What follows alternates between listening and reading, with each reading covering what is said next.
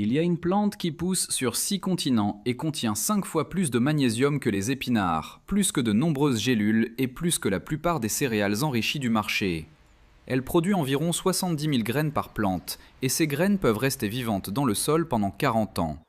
On a même trouvé des restes de cette plante dans l'estomac d'anciens corps conservés dans des tourbières. Et pourtant, dans une grande partie de l'Occident, elle a été classée comme mauvaise herbe.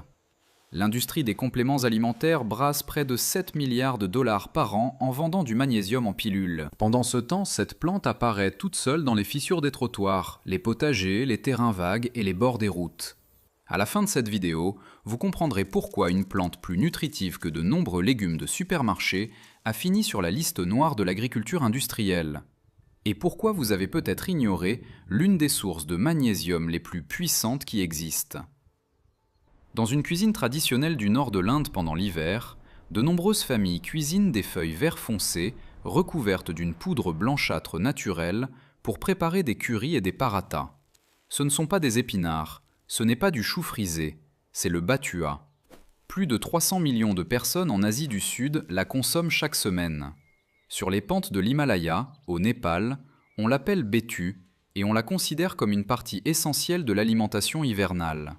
En Turquie, elle est récoltée depuis des générations. Dans les zones rurales du Mexique, de nombreuses cuisinières traditionnelles la reconnaissent sous le nom de quelite et l'ajoutent au tamal, au bouillon et au ragoût. C'est ici qu'apparaît le premier indice que quelque chose a mal tourné. En Occident, vous connaissez les épinards, le chou frisé, la roquette, la blette. Ils sont dans n'importe quel supermarché. Mais cette plante consommée par des millions de personnes dans différentes régions du monde n'existe presque pas dans la conscience occidentale. La plupart n'ont même jamais entendu l'un de ces noms. Le problème a commencé avec la fragmentation. En Inde, elle reçoit un nom. Au Népal, un autre. En Turquie, un autre. Au Mexique, un autre. En botanique, encore un autre. Chénopode blanc. Trop de noms pour une seule plante. Et lorsqu'une plante n'a pas d'identité claire, elle ne parvient pas non plus à avoir une présence stable dans les livres de recettes, les bases de données, les campagnes agricoles ou les propositions de recherche. Ce ne fut pas une conspiration planifiée, mais le résultat fut le même, une disparition culturelle. Pensez à la coriandre fraîche et aux graines de coriandre. Dans de nombreux endroits, on a compris qu'il s'agissait de parties différentes d'une même plante. Cette clarté lui a permis d'entrer dans la cuisine quotidienne et sur le marché. Cette plante n'a jamais reçu ce même traitement. Elle a toujours été perçue comme quelque chose d'étranger, quelque chose de local, quelque chose sans prestige, quelque chose de facile à ignorer. Cependant, la véritable histoire est très différente. Cette plante a nourri des peuples pendant des milliers d'années. Dans certains endroits, c'était une nourriture quotidienne. Dans d'autres, elle a été étiquetée comme une herbe indésirable. Les mêmes feuilles qu'une grand-mère cuisine pour sa famille sont celles qu'un agriculteur industriel tente d'éliminer avec des herbicides. À quel moment, poussé par soi-même, est-il devenu un délit végétal ? Pour le comprendre, il faut remonter non pas de quelques décennies ou siècles, mais de plusieurs millénaires. En 1950, des travailleurs danois qui coupaient de la tourbe près du village de Tolund ont trouvé un corps si bien conservé qu'ils ont pensé qu'il s'agissait d'une victime récente. Ils ont appelé la police, mais cet homme était mort depuis plus de 2400 ans. Aujourd'hui, nous le connaissons sous le nom de l'homme de Tolund. Son visage était si intact qu'il semblait endormi. Mais le plus révélateur n'était pas sur son visage, mais dans son estomac. Des décennies plus tard, des chercheurs du Musée national du Danemark ont réalisé une analyse minutieuse de son dernier repas. Ils ont trouvé de l'orge, du lin, du blé, du sarrasin sauvage et d'autres graines, mais une plante apparaissait en plus grande proportion que beaucoup d'autres. La même plante dont nous parlons aujourd'hui. Pour lui, ce n'était pas une mauvaise herbe, c'était de la nourriture. De la nourriture cultivée, récoltée et mangée avec intention, et ce ne fut pas un cas isolé. D'autres corps trouvés dans des tourbières du nord de l'Europe ont montré des schémas similaires. Les feuilles et les graines de cette plante ont été récoltées et consommées il y a plus de 3000 ans. Ce n'était pas une cueillette improvisée, cela faisait partie d'un système alimentaire. L'Europe ne fut pas le seul endroit où l'on a compris sa valeur.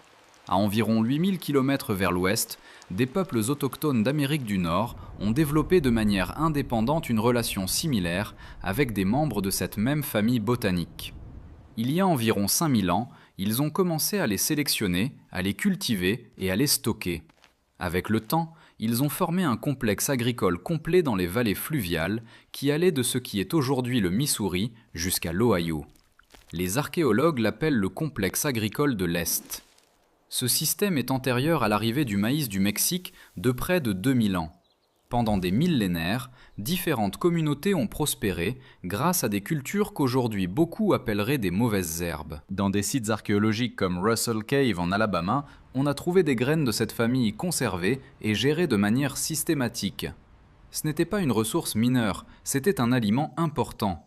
Et il y a eu quelque chose d'encore plus révélateur. Cette domestication s'est produite de manière séparée dans plusieurs régions du continent américain. Les Andes sud-américaines, les hautes terres de Mésoamérique et les forêts de l'Est de l'Amérique du Nord ont vu comment différentes civilisations arrivaient à une conclusion similaire. Cette plante en vaut la peine. Elle nourrit, elle résiste, elle mérite d'être cultivée. C'est ici qu'intervient une comparaison inconfortable. Vous avez sûrement entendu parler du quinoa, le célèbre super-aliment andin qui peut aujourd'hui coûter plus de 310 pesos mexicains le kilo dans les magasins de produits diététiques. Le quinoa appartient au genre Chénopode. Notre plante aussi, ce sont de proches parentes et des études comparatives ont trouvé quelque chose de surprenant. Le chénopode blanc peut présenter des profils nutritionnels et en acides aminés supérieurs à ceux du quinoa. Autrement dit, la mauvaise herbe peut surpasser le super-aliment. Aux États-Unis, son nom commun le plus répandu est Lamb's Quarters.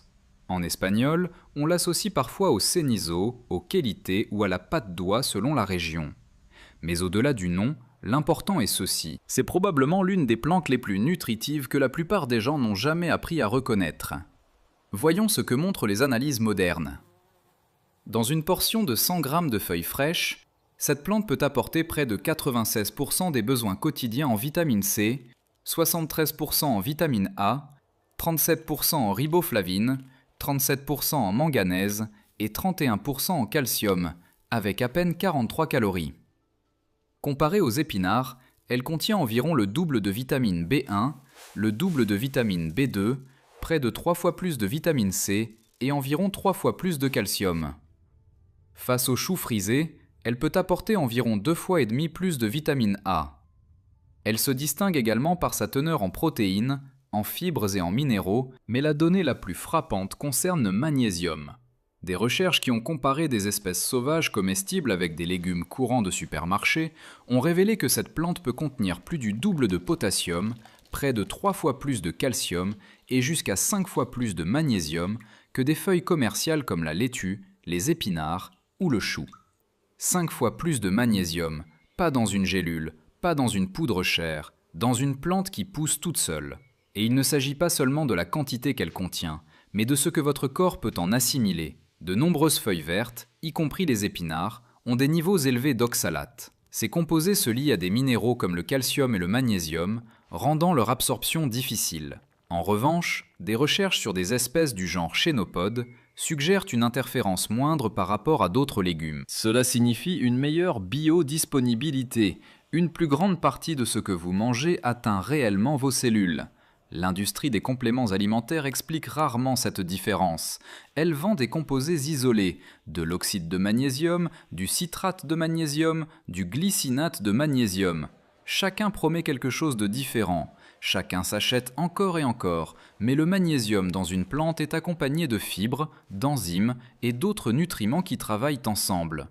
Votre corps reconnaît la nourriture, il ne réagit pas toujours de la même manière à une pilule. Malgré cela, la nutrition à elle seule n'explique pas pourquoi cette plante a disparu du centre de la conversation. La véritable réponse a aussi à voir avec l'économie, le contrôle. Une seule plante peut produire en moyenne 70 000 graines, certaines dépassent les 100 000. Dans des conditions idéales, des chiffres beaucoup plus élevés ont été documentés. Une seule parcelle bien établie peut libérer des millions de graines par hectare. Et vous n'avez pas besoin de les récolter, ni de les ressemer chaque saison. La plante se reproduit toute seule. Voici ce qui transforme l'abondance en permanence. Ces graines peuvent rester viables pendant des décennies. Différentes études ont révélé qu'elles restent actives entre 12 et 78 ans dans le sol. Même après 20 ans enfouies, une partie d'entre elles peut encore germer. En d'autres termes, quelqu'un aurait pu la laisser pousser il y a des décennies, et vous pourriez encore récolter des descendants de cette même population. De plus, elle s'adapte à presque toutes les conditions. Elle germe dans des sols légers, moyens ou lourds. Elle tolère l'acidité ou l'alcalinité. Elle supporte les sécheresses, la salinité et les sols pauvres. Elle peut pousser des régions froides aux zones chaudes, du niveau de la mer aux vallées montagneuses. Ce n'est pas une jeune pousse fragile qui exige des engrais spécifiques. C'est une plante qui s'installe, revient et persiste. Et alors surgit une question inconfortable. Que se passe-t-il avec le commerce des semences lorsqu'une culture n'oblige pas à acheter de nouveau ? L'industrie mondiale des semences génère plus de 60 milliards de dollars par an. De nombreuses cultures modernes dépendent d'achats répétés, d'hybrides commerciaux ou de variétés sous contrôle industriel. Cette plante brise cette logique. Elle se ressème toute seule, elle ne peut pas être facilement enfermée dans un cycle annuel d'achat et de dépendance. D'un point de vue commercial, ce n'est pas attrayant, c'est inconfortable. L'industrie du magnésium est confrontée à un problème similaire. Le marché mondial des compléments de magnésium a atteint 3 500 milliards de dollars en 2023 et on prévoit qu'il continuera de croître. Cette croissance dépend d'une chose, que la carence reste courante et les chiffres sont alarmants. Une grande partie de la population adulte n'atteint pas l'apport recommandé en magnésium. Certaines estimations suggèrent que le déficit affecte une énorme portion de la société moderne. Ce manque crée la demande crée des produits, les produits créent un marché, et voici qu'apparaît une plante qui offre énormément de magnésium. Elle pousse presque sans intervention, se reproduit toute seule et n'exige pas d'achat constant. Ce n'est pas un produit rentable, c'est une solution. Et les solutions gratuites reçoivent rarement des campagnes millionnaires. C'est pourquoi la littérature scientifique répète un mot lorsqu'elle parle de cette espèce, négligée ou sous-utilisée. Non pas parce qu'elle a peu de valeur, mais parce que presque personne ayant un pouvoir économique ne gagne quoi que ce soit à la promouvoir. Il n'est pas nécessaire d'imaginer des réunions secrètes. Le processus est plus simple. La recherche suit le financement. Le financement suit ce qui est brevetable. Et ce qui ne peut être contrôlé, vendu ou standardisé, a tendance à rester hors de jus. L'étiquette de mauvaise herbe a fini d'effacer sa réputation. Les services agricoles la décrivent comme une concurrente agressive dans les cultures en ligne. Des études montrent des pertes de rendement pour le maïs et le soja lorsqu'elle apparaît parmi les monocultures industrielles. Selon la logique du champ uniforme, cela en fait une ennemie. Mais cette même capacité à pousser avec force, à s'adapter et à se régénérer, est exactement ce qui la rend précieuse en tant qu'aliment. Ce qui est un problème pour l'agriculture industrielle peut être une bénédiction pour l'alimentation humaine. L'histoire se répète fréquemment. Pendant des décennies, le trèfle blanc a fait partie des mélanges de gazon car il aidait à fertiliser le sol. Ensuite, lorsque l'industrie a eu besoin de vendre des herbicides à grande échelle, le trèfle a commencé à être perçu comme un problème. Il s'est passé quelque chose de similaire avec cette plante. Il est devenu plus rentable de la combattre que de la comprendre. Mais la plante ne comprend rien à la bourse, au brevet ou au conseil d'administration. Elle ne comprend que la reproduction et la survie. Elle continue d'attendre dans des banques de graines souterraines, dans des potagers non traités, dans des terrains vagues, au bord des chemins, dans des recoins où personne ne regarde à deux fois. L'ignorer a des conséquences qui vont au-delà de la perte d'un légume gratuit. Le magnésium participe à plus de 300 réactions enzymatiques du corps. Il intervient dans la fonction musculaire, la transmission nerveuse, la régulation de la glycémie, la pression artérielle, la synthèse des protéines et la production d'énergie. Lorsqu'il vient à manquer, des crampes, une fatigue persistante, de l'irritabilité, des difficultés à dormir, des migraines, des palpitations et une sensation générale que quelque chose ne fonctionne pas bien apparaissent. Le problème est que cette carence passe souvent inaperçue. Les analyses sanguines courantes mesurent le magnésium sérique, mais seule une petite partie du magnésium corporel se trouve dans le sang. Le reste se trouve dans les os et les tissus. Il est possible d'aller mal et que l'examen paraisse normal. En même temps, l'agriculture moderne a appauvri de nombreux sols. Les cultures poussent vite, mais souvent avec une densité minérale moindre qu'auparavant. Plusieurs études comparatives suggèrent des baisses importantes des nutriments de certains légumes au fil des décennies. Cela crée un cercle dangereux, des sols épuisés, des aliments épuisés, des corps épuisés, une plus grande dépendance aux compléments. Cette plante brise ce cycle, car elle prospère précisément là où d'autres échouent. Sa racine peut explorer des couches plus profondes du sol et concentrer des minéraux que de nombreux légumes commerciaux n'atteignent pas. Dans les villes, cela la rend encore plus intéressante. Elle colonise les chantiers de construction, les terrains vagues, les bords des trottoirs et les zones compactées. Là où d'autres voient l'abandon, elle voit une opportunité. C'est pourquoi de nombreux cueilleurs urbains en Amérique ont commencé à la redécouvrir. Dans les jardins partagés, dans les quartiers à tradition migrante et lors de parcours de glanage, de plus en plus de personnes l'identifient, la cuisinent et se demandent comment il a été possible de l'ignorer pendant si longtemps. La même chose se produit en Europe. En Pologne, en Allemagne, en Grèce et dans d'autres régions, des souvenirs de son utilisation culinaire persistent. Le savoir n'a jamais complètement disparu, il a seulement été déconnecté du discours dominant. Et quand l'histoire devient difficile, cette plante réapparaît. Pendant les périodes de famine et de guerre, de nombreuses familles ont survécu grâce à ce qui poussait sans permission. Dans l'Europe occupée pendant la Seconde Guerre mondiale, lorsque les chaînes d'approvisionnement se sont effondrées et que les cultures traditionnelles se sont raréfiées, cette plante a de nouveau nourri ceux qui savaient encore la reconnaître. Pendant les crises économiques dans les zones rurales d'Amérique, elle a également fait partie de la nourriture de ceux qui ne pouvaient pas se permettre de gaspiller une source gratuite de feuilles vertes. Dans d'anciens textes agricoles d'Asie, elle apparaît comme une ressource de secours lorsque d'autres cultures échouaient. Maintes et maintes fois, quand le reste a manqué, elle est restée là. La leçon est profonde. La résilience ne vient pas toujours de systèmes complexes, elle vient parfois de plantes simples, libres et persistantes qui ne dépendent pas d'usines, de carburant ou de chaînes mondiales. Nos ancêtres comprenaient cela mieux que nous. Ils conservaient une relation avec les plantes sauvages car ils savaient que la stabilité n'est pas garantie. Nous avons échangé cette résilience contre le confort de légumes emballés dans du plastique, expédiés de très loin, et contre des compléments fabriqués en série. Mais il suffit d'une interruption sérieuse pour se rappeler à quel point ce modèle est fragile. Lorsque les transports, l'énergie ou l'approvisionnement tombent en panne, la valeur d'une plante résistante change complètement. La bonne nouvelle est que la récupérer n'est pas compliquée. L'identifier est plus facile qu'il n'y paraît. Cherchez de jeunes feuilles avec une pellicule blanchâtre, comme si quelqu'un avait saupoudré de la farine sur leur surface. Les feuilles sont généralement triangulaires ou en forme de losange, d'environ 3 à 7 cm sur les plantes matures.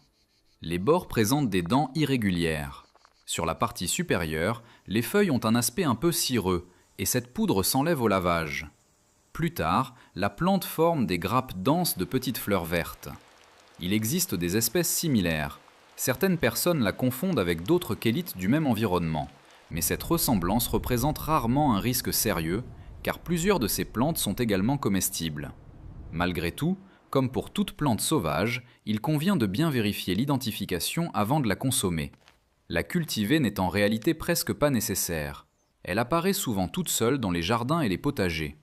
Le premier secret est d'arrêter de l'arracher. Si vous souhaitez établir une zone de manière intentionnelle, il suffit de disperser des graines sur un sol remué au printemps après la dernière gelée et d'arroser suffisamment jusqu'à ce qu'elles s'établissent. Ensuite, la plante fait presque tout le reste. Les jeunes feuilles peuvent être récoltées lorsque la plante mesure entre 15 et 20 cm, moment où elles sont les plus tendres. Si vous coupez la croissance supérieure au fur et à mesure, elle continuera à produire de nouvelles pousses. Les tiges tendres peuvent être mangées crues en salade avec une saveur douce, minérale et semblable à celle des épinards. Il convient de cuisiner les feuilles plus développées, sautées avec de l'ail, ajoutées à des soupes, incorporées à des omelettes ou mélangées dans des ragoûts. Les boutons floraux et les jeunes fleurs peuvent également être cuisinés. Si vous voulez profiter des graines, attendez la fin de l'été ou l'automne, lorsque les têtes s'assombrissent et sèchent. Vous pouvez les détacher dans un récipient, séparer la paille avec un léger courant d'air, puis les faire griller légèrement. Vous pouvez également les moudre pour en faire de la farine ou les cuire comme des bouillies ou des atolls rustiques. Il y a une note importante concernant la préparation. Comme les épinards et d'autres feuilles vertes, cette plante contient des oxalates. Pour la plupart des gens, cela ne représente pas un problème majeur. Mais si vous avez des antécédents de calculs rénaux ou si vous en consommez de grandes quantités fréquemment, un bref blanchiment aide à les réduire. Il suffit de verser de l'eau bouillante sur les feuilles, de les laisser 2 minutes et de les égoutter. Une partie des oxalates partira avec l'eau. Les graines sèches peuvent être conservées pendant des années, dans des récipients hermétiques, et ici le sujet cesse d'être culinaire pour devenir quelque chose de beaucoup plus grand. La sécurité alimentaire. Pensez à ce que signifie réellement dépendre d'un supermarché. Les étagères peuvent se vider en quelques heures lors d'une urgence. La chaîne qui amène la nourriture jusqu'à votre table dépend du carburant, des routes, de l'électricité, de la réfrigération, de la stabilité politique et d'une main-d'œuvre coordonnée. En moyenne, de nombreux aliments parcourent des milliers de kilomètres avant d'arriver dans l'assiette. Chaque maillon peut céder. Imaginez maintenant un autre modèle. De la nourriture qui revient toute seule. Une nutrition qui n'exige pas d'achat constant. Des graines qui attendent des décennies sous terre. Des récoltes qui se régénèrent en quelques jours après la coupe. Ce n'est pas un fantasme, c'est une réalité que cette plante représente depuis des siècles. Le changement climatique rend cette conversation encore plus urgente. Les sécheresses s'intensifient. Les vagues de chaleur punissent les cultures conventionnelles. L'eau d'irrigation coûte plus cher. Les sols se dégradent et c'est précisément dans ces conditions que cette plante montre sa force, sa tolérance à la chaleur, sa résistance à la sécheresse et sa capacité à pousser dans des sols pauvres. Alors que de nombreuses cultures délicates s'effondrent, elle continue d'apparaître. C'est pourquoi la vraie question n'est pas de savoir si vous devriez la semer. Bien souvent, elle essaie déjà de pousser près de chez vous. La question est de savoir si vous saurez la reconnaître lorsqu'elle apparaîtra. Si vous y verrez de la nourriture ou si vous n'y verrez qu'une mauvaise herbe. Il y a plus de 3000 ans, des personnes en Europe la mangeaient déjà dans le cadre de leur alimentation. Il y a environ 5000 ans, des peuples autochtones d'Amérique domestiquaient ces parentes et en faisaient des éléments de base de leur régime alimentaire. Ce savoir n'est jamais complètement mort. Les grands-mères d'Inde continuent de cuisiner le batou en hiver, les communautés de l'Himalaya continuent de la récolter. Au Mexique, elle vit encore dans la tradition des Kélites. La sagesse a survécu dans de nombreux endroits, sauf là où l'agriculture industrielle et le marché des compléments alimentaires ont occupé toute la scène. Et il y a un autre détail qui mérite attention. Cette plante n'offre pas seulement des feuilles nutritives, elle ramène aussi une idée que nous avons perdue, que la frontière entre culture et mauvaise herbe est souvent une décision culturelle et non biologique. Pendant des siècles, des communautés entières ont su distinguer l'inutile du précieux en observant le comportement des plantes, non en répétant des étiquettes commerciales. Quand une espèce nourrit, résiste, s'adapte et revient année après année, nous ne sommes pas face à une intruse sans valeur. Nous sommes face à une alliée oubliée. Le problème n'est pas qu'elle pousse trop, le problème est que nous avons cessé de savoir la regarder. L'industrie ne te parlera pas beaucoup d'une plante gratuite. Elle ne peut pas transformer en commerce quelque chose qui revient tout seul et qui n'a pas besoin d'emballage pour prouver sa valeur. Mais les graines sont toujours là, sous tes pieds, attendant de la lumière, de l'espace et une opportunité. Peut-être ont-elles été dans le sol pendant des décennies. La question est de savoir si tu seras prêt à les voir autrement quand elles germeront enfin.